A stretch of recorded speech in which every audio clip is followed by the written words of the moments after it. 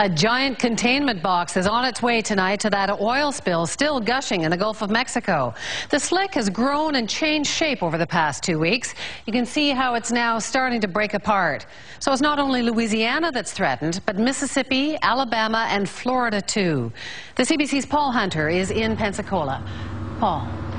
Wendy, if the oil oozing its way around the Gulf hits the public part of the coastline, this is pretty much where it would strike first, the Florida Panhandle, where people continue to brace for it. How'd you like to see these things in the water when you're on vacation in Florida? Oil barriers. On the other hand, better to have barriers wrecking the view than oil wrecking the sand, even if that giant slick is biding its time striking the coast. They're now saying 72 hours. They've been saying 72 hours since last week. In other words, scary as it is, they'll believe it when they see it. So they've got these orange oil barriers in scattered places along the shore throughout this area in case oil gets close. But the problem is, it's a long beach. And most of it is fully unprotected. Just yesterday, people here said they could smell oil in the air. It stung their eyes. So they're preparing hard.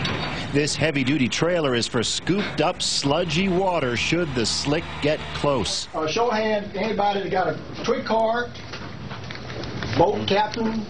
And at this job fair in Pensacola, they've had 3,000 applicants in less than a week for work aimed at keeping the oil away or cleaning up after it hits. Because we're very known worldwide, for our pretty beaches and everything, and the sugar white sands, and we've never had a catastrophic thing happen like this, and it definitely will affect us negatively.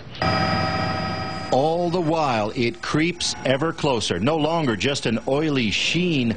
Now gobs of it loom just over the watery horizon.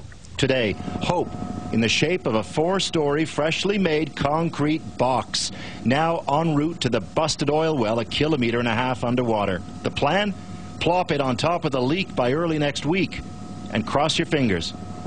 And maybe, Wendy, it would stop most of the gushing. Maybe. Thanks, Paul. That's Paul Hunter in Pensacola, Florida. Our science correspondent Bob McDonald is also here tonight to explain how that giant concrete box will actually work. You've got a little demo for us? Let me show you, Wendy, with my coffee cup and a straw here. Basically, what they're doing is they're going to drop this big funnel, which weighs 100 tons and is 4 stories high, over top of the leak. And they're hoping that its weight will sink it into the mud and form a seal around the bottom. This isn't going to stop the leak. The oil will still be coming out, but now it'll go up the funnel and then up this hose onto a tanker ship so they can contain it. Here's the problem. The cable that they're dropping this thing down from is 1.5 kilometers long, 5,000 feet. They've never done it that depth. That means that the thing's going to be moving because it's on a ship that's moving up above. So they have to be very careful to get it right over the hole. Meanwhile, there's oil coming up from below, which could try to push it from side to side. So it's a very tricky operation, but if they get it right, they might get 85 to 90% of that oil. Wow. So an action flick with real consequences. Let's hope it really works. Thanks, Bob. Okay, Wendy. The national science correspondent, Bob McDonald.